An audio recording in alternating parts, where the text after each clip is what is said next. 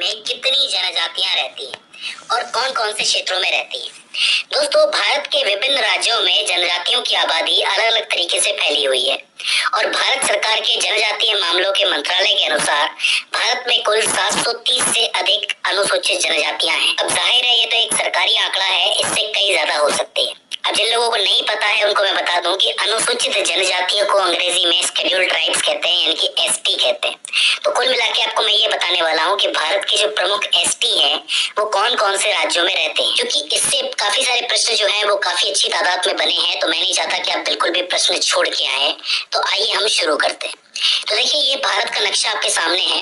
अब भारत के नक्शे में ये जो एरिया आपको नजर आ रहा है, जिसमें आपको मध्य प्रदेश, छत्तीसगढ़, गुजरात, झारखंड, उड़ीसा, महाराष्ट्र, राजस्थान, आंध्र प्रदेश, तेलंगाना, मणिपुर, मेघालय, मिजोरम, नागालैंड, त्रिपुरा, सिक्किम और अरुणाचल प्रदेश और साथ ही असम भी दिखाई देगा।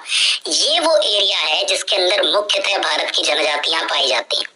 अब आप ये कहेंगे कि हर राज्य के अंदर पाई जाती हैं, बिल्कुल पाई जाती हैं, लेकिन मैं सभी जनजातियों की बात नहीं कर रहा हूँ।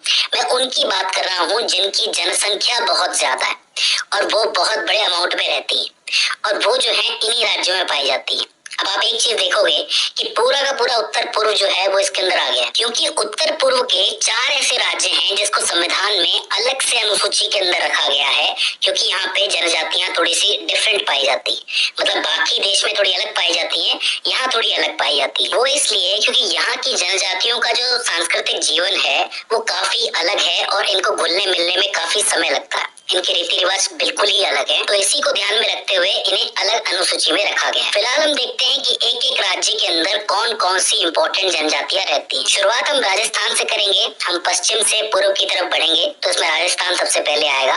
देखिए, राजस्थान के अंदर जो सबसे बड़ी जनजातियां पाई जाती हैं वो है भील, मीणा और गरासिया। याद रखिए, भील, मीणा और गरासिया। इसके अंदर भी जो मीणा है वो काफी बड़ी तादाद के अंदर है।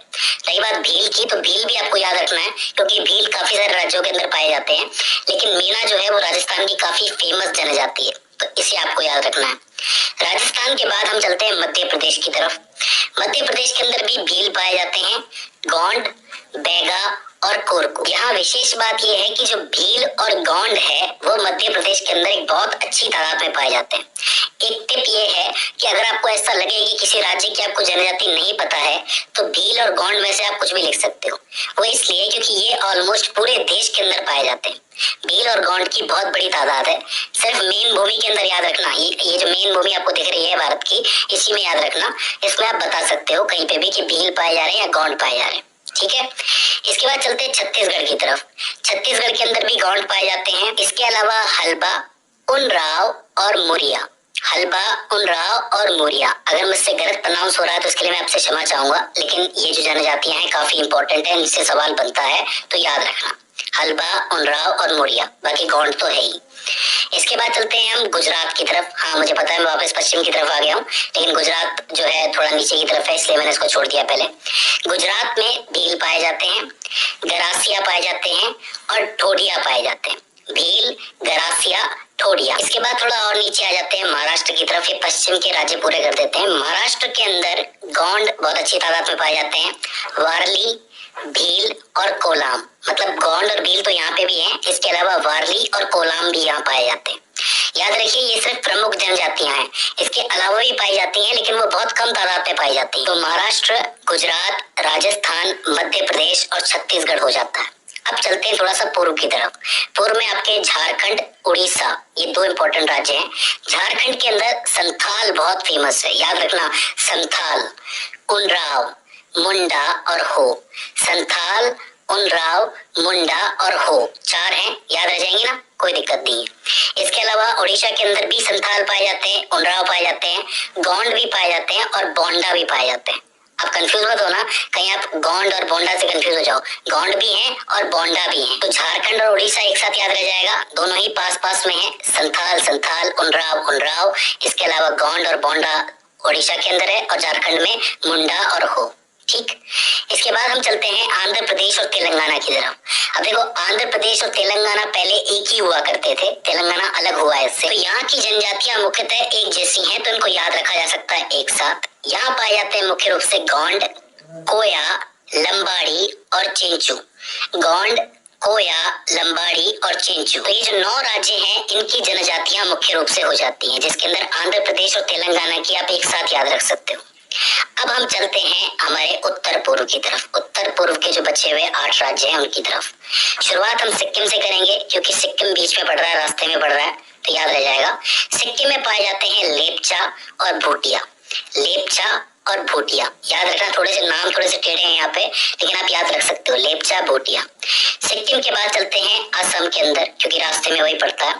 असम में पाए जाते हैं बोडो, मिरी, राभा। बोडो, मिरी, राभा याद रह जाएगा, 2-3 बार प्रैक्टिस करोगे तो जरूर हो जाएगा। असम के बाद आता है अरुणाचल प्रदेश, जो कि सबसे पूर्वी राज्य कहलाता है हमारे देश का। वो है अपातानी, नीशी, याद रखना इसमें आधा नहीं है, नीशी, आदि और मिश्मी। अपातानी, नीशी, आदि और मिश्मी। कोई दिक्कत है? नहीं होनी चाहिए। इसके बाद हम मणिपुर की तरफ चलते हैं। मणिपुर यहाँ आ जाता है।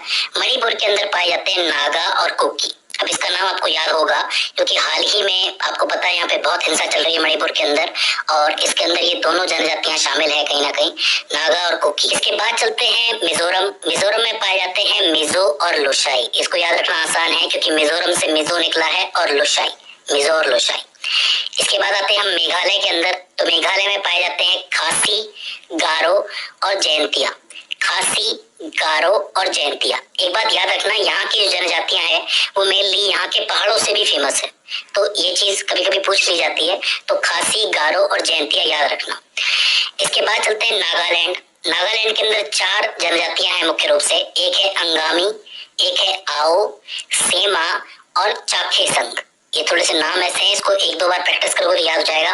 अंगामी, आओ, सेमा और चाखेसंग। इसके बाद आपका आखिर में आके बचता है त्रिपुरा। त्रिपुरा में आते हैं आपके त्रिपुरी, रियांग और जमातिया। त्रिपुरी, रियांग और जमातिया याद रखना। देखो, स्पेशली ये जो आपके नॉर्थ ईस्ट वाले राज्य हैं, इनके प्रैक्टिस करने की आपको जरूरत है। बाकी ये वाला जो हिस्सा आपको दिख रहा है यहाँ पे, तो आप 4 जनजातियां याद रख लीजिए, भील, गोंड, संथाल और मीणा। अगर ये 4 भी आप याद रख लेते हो तो भी आपका काम हो जाता है। भील, गोंड, संथाल और मीणा। तो दोस्तों, ये हो जाती हैं वो प्रमुख जनजातियां जिनसे प्रश्न बने जाते हैं। आई होप आपको समझ में आया होगा। अगर इसके बाद भी इसके अंदर आपको कोई क्वेरी आती है, कोई दिक्कत आती है, या फिर हमसे कोई गलती हो जाती है, तो आप हमें कमेंट सेक्शन में बता सकते हैं।